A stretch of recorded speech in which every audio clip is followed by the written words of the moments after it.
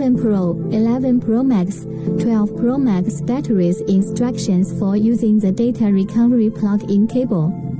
First of all, let's take a look at the plug-in cable, which is divided into male seat and female seat. The female seat is buckled to the battery terminal. The male seat is buckled to the main board terminal. Next, we will install the operation. Push the battery terminals forward.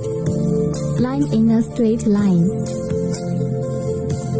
Bend the terminal back. Then buckle the plug-in cable. After buckling, bend the outer side of the cable. You can see that the plug of the cable is the same as the original battery holder. Next, bend and shape the wiring of the terminal part. Install directly to the phone. Plug in the charging cable to turn it on. After installation, do not turn it on directly. Check battery health display after power on, unknown part. Shut down at this time. Plug in the charging cable and turn it on.